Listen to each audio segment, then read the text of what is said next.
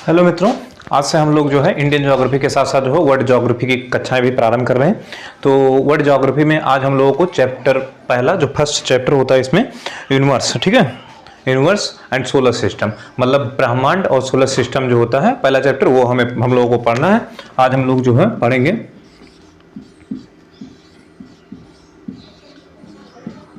Universe, ठीक है, ब्रह्मांड। आज हम लोग जो है ब्रह्मांड वर्ल्ड ज्योग्राफी का चैप्टर 1 जो कि ब्रह्मांड है, ब्रह्मांड है सोलर सिस्टम, उसमें हम लोग जो है इस ब्रह्मांड की जो है सबसे पहले परिभाषा जानेंगे, ठीक है, कि परिभाषा क्या होती है, और उसके बाद हम लोग जो है ब्रह्मांड में दूरी मापने की इकाई क्या क्या होती है वो हम लोग देखेंगे, ठीक है। तो देखिए, सबसे पहली बात जो है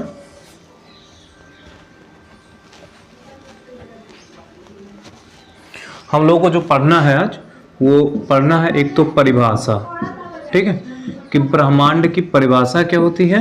दूसरा है दूरी मापने की इकाई, दूरी मापने की इकाई, और तीसरा हम लोगों को पढ़ना है इसमें जो है ब्रह्मांड की उत्पत्ति से जो हाइपोथेसिस हैं या संकल्पनाएं हैं, अवधारणाएं हैं, वो हम लोगों को देखना है। ब्रह्मांड की उत्पत्ति, ठीक है, से संबंधित हाइपोथेसिस, संकल्पनाएं या अवधारणाएं क्या क्या है वो हम लोग को पढ़ना है। तो आज हम लोग को विशेष कर जो है ये यूनिवर्स जो कि ब्रह्मांड, ठीक है, यूनिवर्स जो कि ब्रह्मांड है, और ब्रह्मांड में हम लोगों को जो है मेन जो है तीन इसका मतलब ये बोल लीजिए कि परिभाषा और दूरी मापने की इकाई ब्रह्मांड में क्या है, और ब्रह्मांड की उत्पत्ति से संबंधित जो भी तथ्य हैं वो हम लोगों को समझना है। देखिए, हम लोग इसके पहले इंडियन ज्योग्राफी की क्लास भी ले रहे हैं, उसके साथ साथ हम लोग जो है वर्ल्ड ज्योग्राफी की क्लास भी पढ़ रहे हैं। देखिए, हम लोग को आज पढ़ना है यूनिवर्स, और यूनिवर्स में हम लोग को पढ़ना है परिभाषा। देखिए, आप लगभग ये मान लीजिए कि आप लोग का नजरिया या नजर जो भी वस्तुएं जहां तक भी आप लोग देख सकते हैं, वो उसका जहां तक भी आप लोग देख सकते हैं, वो सब कुछ जो है वो ब्रह्मांड के अंतर्गत आता है। लेकिन अगर सही मायने में बोला जाए कि ब्रह्मांड की परिभाषा बताइए, तो ब्रह्मांड की परिभाषा ये हो सकती है कि सूक्ष्मतम अणु, ठीक है, सूक्ष्मतम अणु मतलब एक छोटे से छोटे अणु से लेकर, सूक्ष्मतम अणुओं से लेकर जो महाकाय आकाश गंगा, जो कि महाकाय आकाश गंगा जो भी गैलेक्सी होती है, तो सूक्ष्मतम अणुओं से लेकर महाकाय आकाश गंगाओं तक का सम्मिलित स्वरूप ही जो है ब्रह्मांड है। तो ब्रह्मांड क्या है? ब्रह्मांड है सूक्ष्मतम अणु से लेकर भैया महाकाय आकाश गंगाओं तक का सम्मिलित स्वरूप ही ब्रह्मांड है। ब्रह्मांड में ही हमारा सन है, ब्रह्मांड में हमारा अर्थ है, और ब्रह्मांड में ही हमारे जो असंख्य तारे हैं, ब्रह्मांड में ही हमारे जो ग्रह बृहस्पति, शनि, अरुण, वरुण, बुध, शुक्र, पृथ्वी, मंगल, ये सब कुछ जो है ब्रह्मांड के अंतर्गत ही आते हैं। तो ब्रह्मांड में हमने क्या समझा? ब्रह्मांड में हमने समझा कि सूक्ष्मतम अणुओं से लेकर महाकाय आकाश गंगाओं तक का सम्मिलित स्वरूप जो है वो ब्रह्मांड है, और ब्रह्मांड में ही हमारे सन, अर्थ, पृथ्वी, बुध, शुक्र, पृथ्वी, मंगल और जितने भी एस्टेरॉयड जो कि क्षुद्र ग्रह होते हैं, क्षुद्र ग्रह वो होते हैं जो सूर्य की जो एक निश्चित कक्षा में सूर्य की परिक्रमा नहीं करते, वो एस्टेरॉयड होते हैं। तो क्षुद्र ग्रह और जितने भी ग्रह, प्लैनेट या सैटेलाइट, उपग्रह जो भी हैं, सब कुछ वो जो है ब्रह्मांड का ही भाग है, ठीक है। तो ब्रह्मांड क्या है भैया? ब्रह्मांड सूक्ष्मतम अणुओं से लेकर महाकाय आकाश गंगाओं तक का सम्मिलित स्वरूप ही ब्रह्मांड है, ठीक है।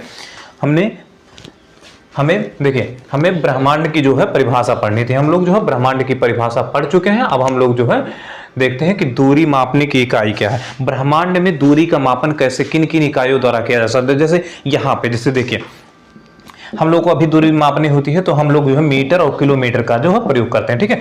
और मीटर किलोमीटर छोटी दूरी होती है, लेकिन वहीं ब्रह्मांड की दूरी भैया, ब्रह्मांड की दूरी एक ग्रह से दूसरे ग्रह या पृथ्वी से सूर्य की दूरी, आप इमेजिनेशन करके सोचिए कि कितनी लंबी दूरी है, ठीक है। तो इन दूरियों का जो है मापन किन जो है इकाइयों द्वारा किया जाता है, उन्हीं को हम लोग पढ़ेंगे कि दूरी मापने की इकाई ब्रह्मांड में कौन कौन सी है। देखिए, दूरी मापने की इकाई ब्रह्मांड में 3 इकाइयां, ठीक है। 3 इकाइयों द्वारा जो है ब्रह्मांड की दूरी मापी जाती है, ठीक है। सबसे पहला है देखिए पहला होता है एस्ट्रोनॉमिकल यूनिट, ठीक है, एस्ट्रोनॉमिकल यूनिट, इसी को हिंदी में बोला जाता है खगोलीय इकाई, ठीक है। अब इस पे हम लोग जो है बात करते हैं कि खगोलीय इकाई या एस्ट्रोनॉमिकल यूनिट क्या है। देखिए एस्ट्रोनॉमिकल यूनिट या खगोलीय इकाई जो है वो जो है पृथ्वी, ठीक है, पृथ्वी और सूर्य, पृथ्वी और सूर्य के बीच की जो औसत दूरी है, ठीक है,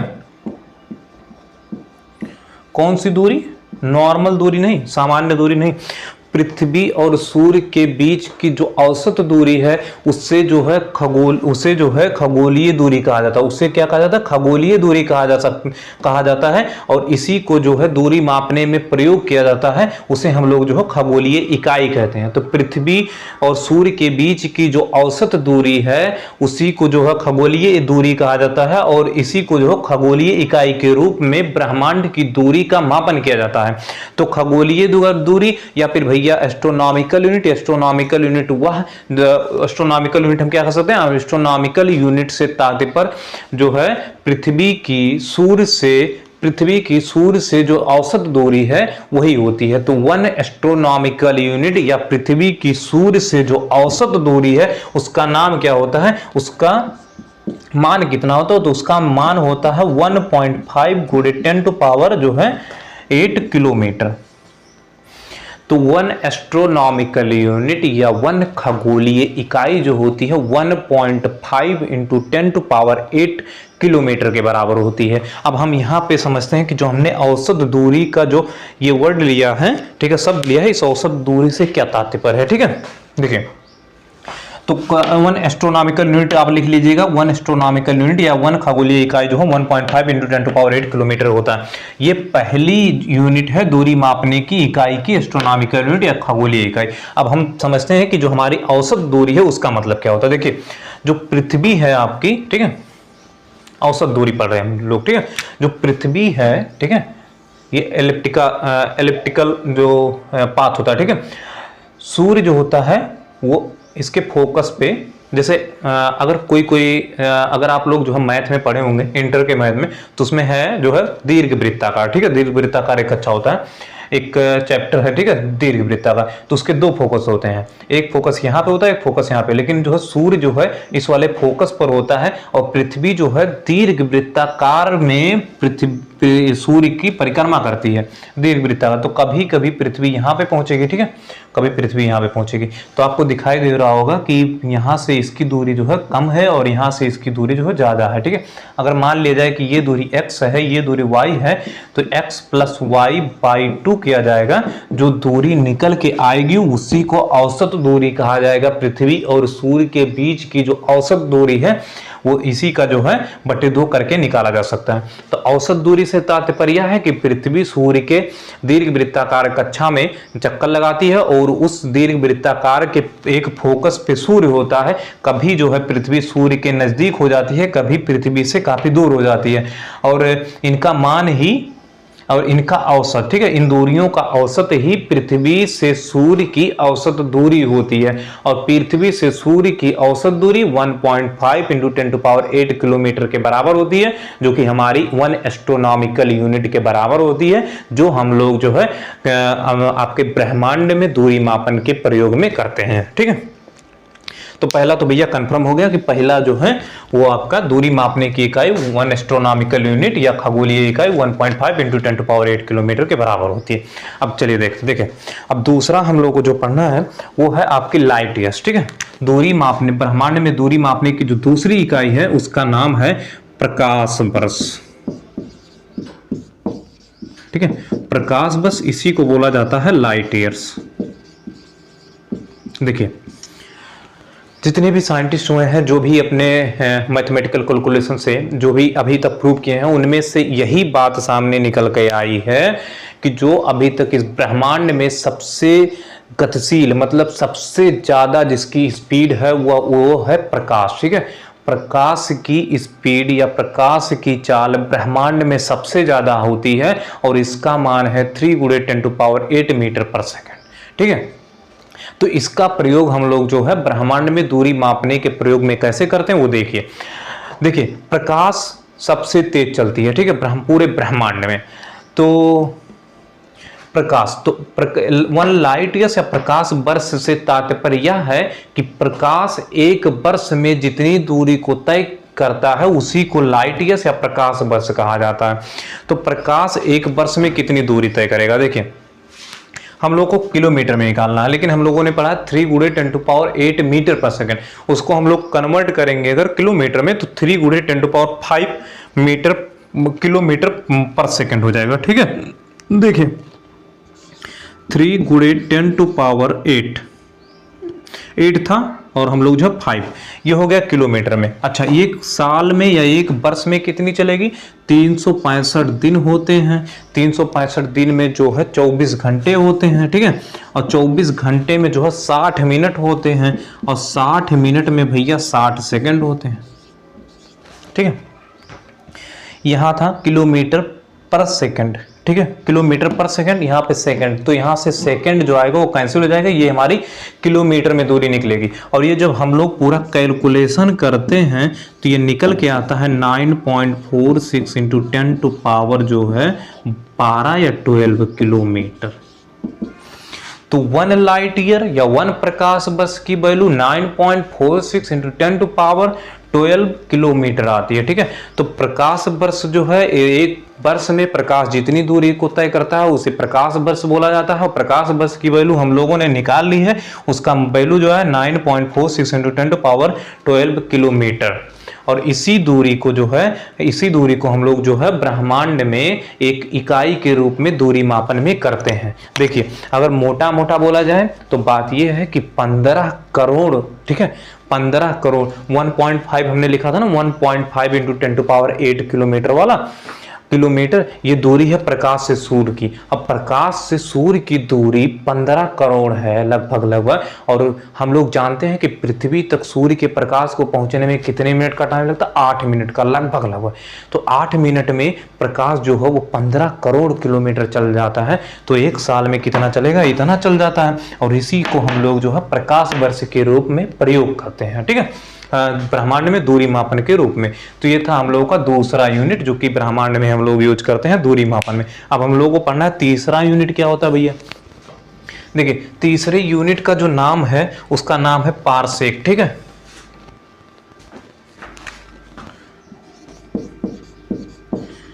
पारसेक, ठीक है।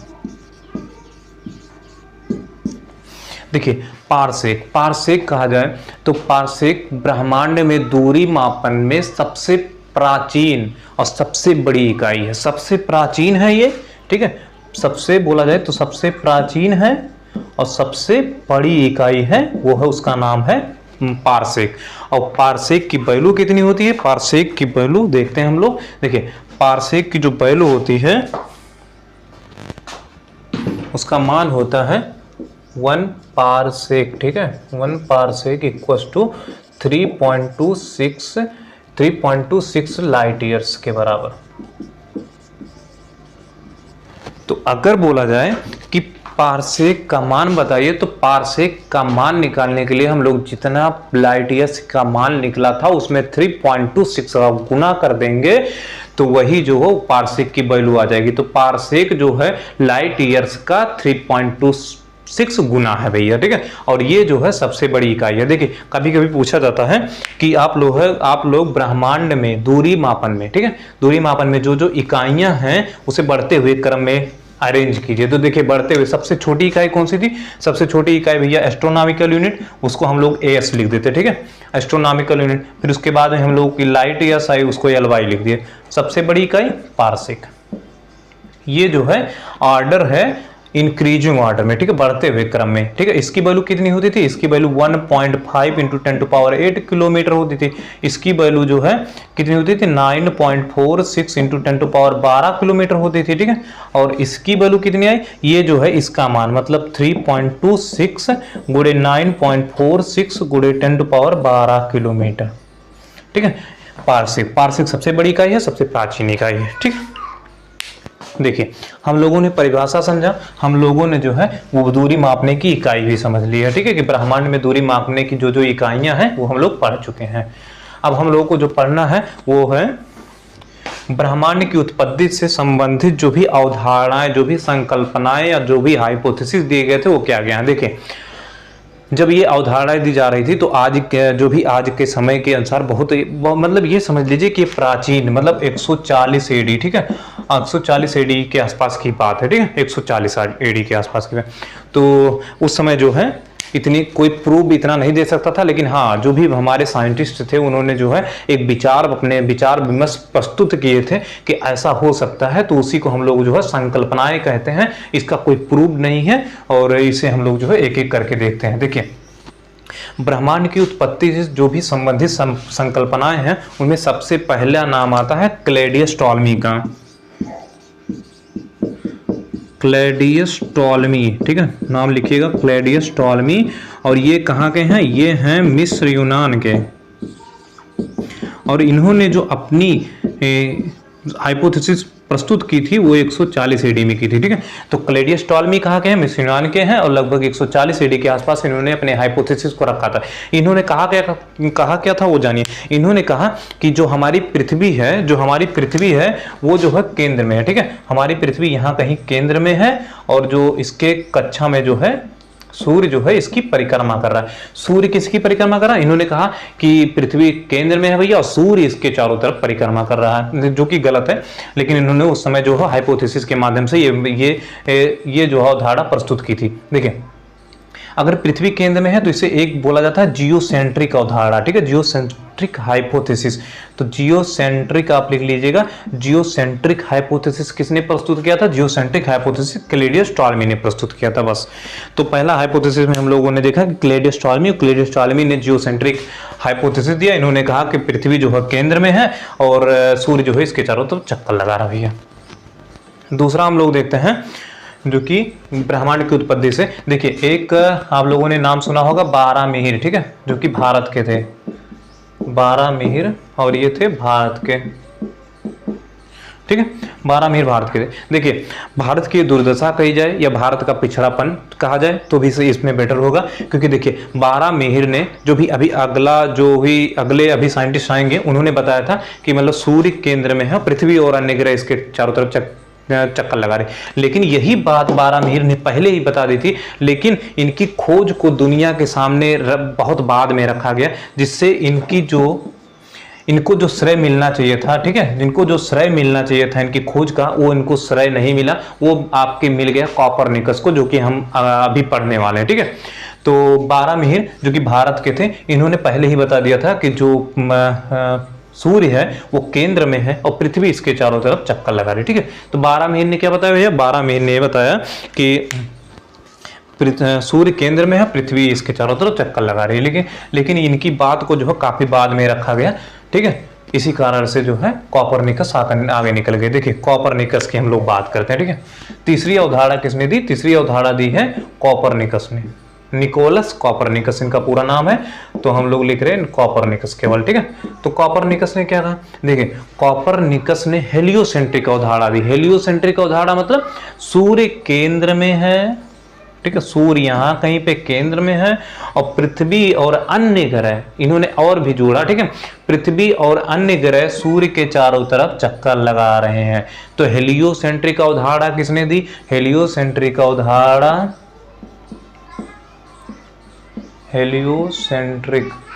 हेलियोसेंट्रिक हाइपोथेसिस किसने दिया भैया, हेलियोसेंट्रिक हाइपोथेसिस कॉपरनिकस ने दिया। इन्होंने कहा कि सूर्य केंद्र में है, पृथ्वी और अन्य ग्रह इसके चारों तरफ चक्कर लगा रहे हैं। और हाँ, इन्होंने साथ में ये भी बताया कि जो पृथ्वी है वो केवल सूर्य का चक्कर ही नहीं लगा रही, मतलब पृथ्वी जो है वो सूर्य का चक्कर नहीं, ये अपने एक्सिस पर रोटेट भी हो रही, ठीक है। ये अपने एक्सिस पे, कॉपरनिकस ने बताया कि पृथ्वी अपने एक्सिस पर रोटेट हो रही है, ठीक है, रोटेट हो रही है, जिसके कारण हमें दिन और रात देखने को मिलता है, ठीक है, जिसके कारण हमें दिन और रात देखने को मिलता है, वो ये होता है, इसको कहा जाता है दैनिक गति, इसको बोला जाता है दैनिक गति, ठीक है। और इन्होंने ये भी बताया कि ये जो है सूर्य के चारों तरफ चक्कर लगा रही है, जिसके कारण हमें वार्षिक गति दिखाई देने, जिससे वार्षिक गति से क्या होता है, वार्षिक गति से ऋतु परिवर्तन हमें देखने को मिलता है, और यही जो है दैनिक गति से हमें दिन रात देखने को मिलता है। ठीक है, तो इन्होंने वार्षिक गति, दैनिक गति पृथ्वी की बताई, और इन्होंने ये भी बताया कि पृथ्वी तथा अन्य जो ग्रह हैं वो सूर्य के चारों तरफ चक्कर लगा रहे हैं और सूर्य केंद्र में है। तो इसीलिए जो है कॉपरनिकस को आधुनिक खगोल शास्त्र का जनक कहा जाता है।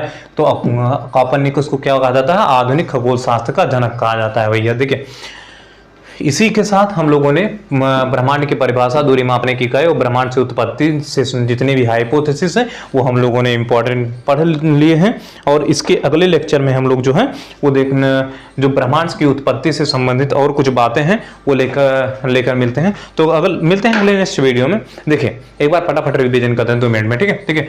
सूक्ष्मतम अणुओं से लेकर महाकाय आकाश गंगाओं तक का सम्मिलित स्वरूप ही ब्रह्मांड है। ब्रह्मांड में आपके जितने भी तारे हैं, ग्रह हैं, उपग्रह हैं, प्लेनेट हैं, एस्ट्रॉइड मतलब क्षुद्र ग्रह हैं, वो सब जो है ब्रह्मांड के अंतर्गत आते हैं। देखिए, और इसमें 2-3 पॉइंट और जोड़ लीजिए। देखिए, ब्रह्मांड जो है उसका अंत नहीं है, तो ये बोला जाता है ब्रह्मांड अनंत है। ठीक है, अब ब्रह्मांड की कोई सीमा नहीं है, इसलिए इसे बोला जाता है ब्रह्मांड असीमित है। ब्रह्मांड अनंत है, ब्रह्मांड असीमित है, और ब्रह्मांड का ये भी जान लीजिए कि ब्रह्मांड का अभी भी एक्सपेंशन हो रहा है, मतलब वो विस्तार हो रहा है। ठीक है, तो ब्रह्मांड का अभी भी एक्सपेंशन हो रहा है। ब्रह्मांड अनंत है, असीमित है, और ब्रह्मांड जो है एक्सपेंशन हो रहा है ब्रह्मांड का, वो ब्रह्मांड अभी भी विस्तारित हो रहा है। ठीक है, अच्छा, फिर हम लोगों ने पढ़ा कि दूरी मापने की इकाई क्या क्या हो सकती है। दूरी मापने की इकाई ब्रह्मांड में 3 यूनिट है भैया। पहला यूनिट है आपकी एस्ट्रोनॉमिकल यूनिट या फिर खगोलीय इकाई, और ये जो है पृथ्वी से सूर्य के बीच की जो औसत दूरी होती है वही होता है इसका मान, और 1 एस्ट्रोनॉमिकल यूनिट 1.5 × 10⁸ किलोमीटर के बराबर होता है। इसी को हम लोग जो है ब्रह्मांड में बड़ी बड़ी दूरियों के मापन के प्रयोग करते हैं। अच्छा, दूसरी है दूरी मापने की इकाई में, उसका नाम है लाइट ईयर्स, प्रकाश, जो कि इस ब्रह्मांड की सबसे गतिशील, सबसे ज्यादा स्पीड वाली जो है प्रकाश, जो कि इस ब्रह्मांड की सबसे ज्यादा गतिशील या उसकी स्पीड सबसे ज्यादा है और ये जो है प्रकाश एक वर्ष में जितनी दूरी को तय करता है उसी को प्रकाश वर्ष बोला जाता है। प्रकाश एक वर्ष में 9.46 × 10⁻12 किलोमीटर दूरी को तय करता है। इसी को हम लोग जो है एक प्रकाश वर्ष बोलते हैं। इसी को हम लोग जो है ब्रह्मांड में दूरी मापने की इकाई के रूप में प्रयोग करते हैं। तीसरा जो आया वो ब्रह्मांड,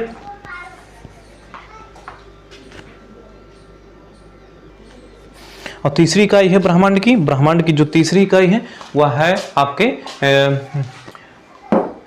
दूसरा था लाइट ईयर्स और तीसरा था पार्सेक। पार्सेक में 3.26 लाइट ईयर्स के बराबर होता है एक पार्सेक। फिर हम लोगों ने जो है ब्रह्मांड से उत्पत्ति से संबंधित हाइपोथेसिस पढ़ा, उसमें हम लोग क्लेडियस-टॉल्मी ने बताया जियोसेंट्रिक अवधारणा कि पृथ्वी के केंद्र में सूर्य इसके चारों तरफ चक्कर लगा रहा। फिर उसके बाद में हम लोगों ने 12 मिहिर बताया। 12 मिहिर जो कि पहले ही बता चुके थे कि मतलब सूर्य केंद्र में है, पृथ्वी इसके चारों तरफ चक्कर लगा रही है। लेकिन दुर्भाग्यवश इनका जो है मतलब इनकी जो खोजें हैं वो बाद में दुनिया के सामने प्रस्तुत हो सकी।